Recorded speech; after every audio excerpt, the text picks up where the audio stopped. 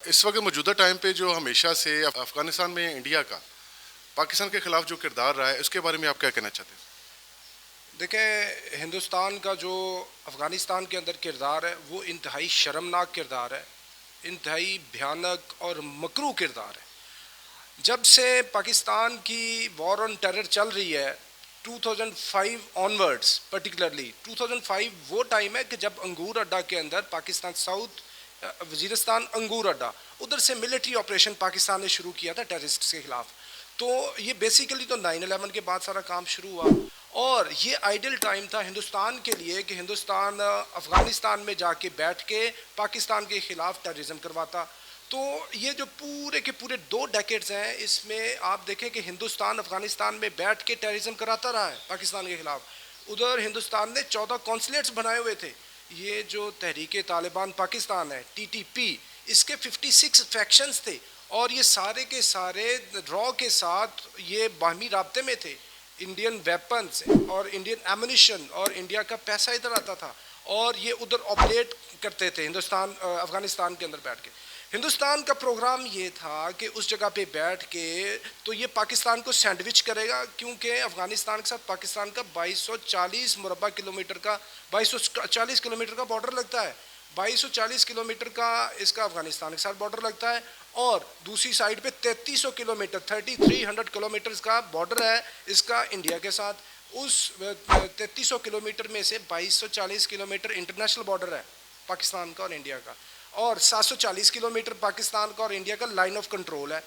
अच्छा, हिंदुस्तान का प्रोग्राम ये था कि ये इधर बैठ के पीछे तो हम पाकिस्तान को मारेंगे। इसने $2.1 बिलियन की इन्वेस्टमेंट की है अफ़गानिस्तान के अंदर। देखिए अफ़गानियों के साथ इनका रिश्ता क्या है। ये जो तालिबान है और ये जो अफ़गानी है, ये हिंदुस्तानियों को ये इनके साथ है जैसे हिमालय है ना, ऐसे ही रेंज है, माउंटेन रेंज है हिंदू कुश।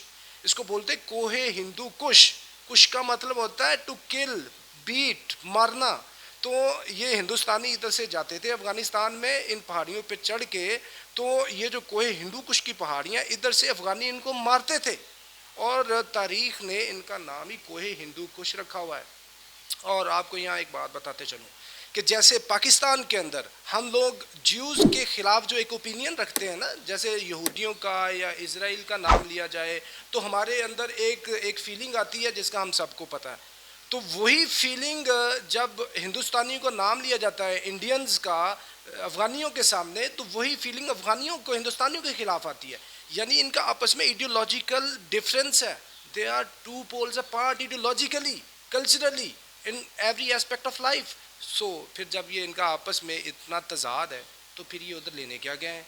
ये उधर सिर्फ शरारत करने गए हैं, पाकिस्तान को टफ टाइम देने गए हैं। तो इन्होंने पूरे इतने साल 2 अशरे तक पाकिस्तान में टेररिज्म का जो है वो बाजार गर्म किए रखा है। ये जो आपने देखा रिसेंटली कुलभूषण यादव, ये कौन था? और भाई ये हिंदुस्तानी था और ये पाकिस्तान, ये बलूचिस्तान को तोड़ना चाहते थे। इन्होंने 2014 में नक्शों पे बनाया हुआ था बलूचिस्तान को अलहदा कर देना है, और ये रॉ और एनडीएस का नेक्सस था। इस रॉ एनडीएस के नेक्सस के साथ एक और बात बताता चलूँ, ये खाली रॉ एनडीएस का नेक्सस नहीं था, ये रॉ, एनडीएस, मोसाद, सीआईए चारों का नेक्सस था। और पाकिस्तान की जो आईएसआई है, पाकिस्तान की जो इंटेलिजेंस एजेंसीज हैं, इन्होंने बड़ी रूथलेस वॉर लड़ी है इनके खिलाफ और अल्लाह ने पाकिस्तान को कामयाबी दी। सो जो अफ़गानिस्तान के अंदर हिंदुस्तान का किरदार है, उसमें से पाकिस्तान की ख्वाहिश ये थी कि पाकिस्तान ये चाहता था we want zero Indian role in Afghanistan. तो अल्लाह ने पाकिस्तान को कामयाबी दी है।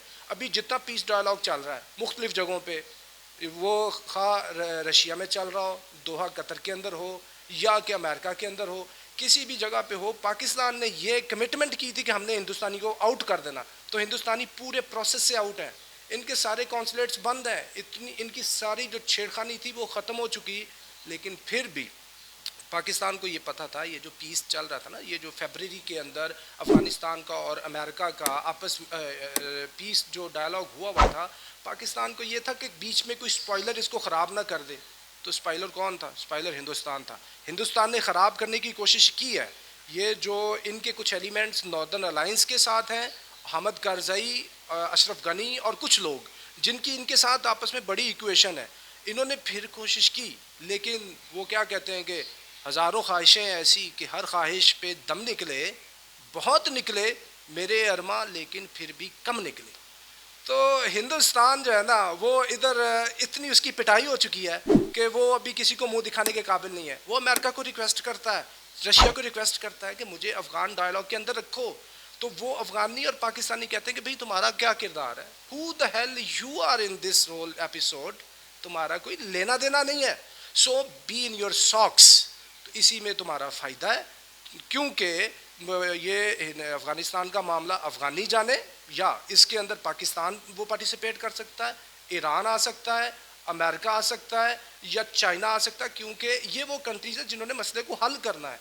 Hindustan part of the solution नहीं होगा, पार्ट ऑफ द प्रॉब्लम है। सो पाकिस्तान को ये विक्ट्री मिली है, आपको मैं बात बता दूं, ये अनटोल्ड विक्ट्री है। ये अफ़गानिस्तान के अंदर जो धूल चटा दी है ना पाकिस्तान ने हिंदुस्तान को, तो ये कौम को इतना वजाहत के साथ पता नहीं है, लेकिन जितने स्ट्रेटजिस्ट्स हैं जो इन उमूर पे नज़र रखते हैं, उनको वाज़े तौर पे पता है कि हिंदुस्तान की बड़ी शद्दोमद के साथ इधर पिटाई हुई है, और फतह और कामयाबी दी है अल्लाह ताला ने पाकिस्तान को।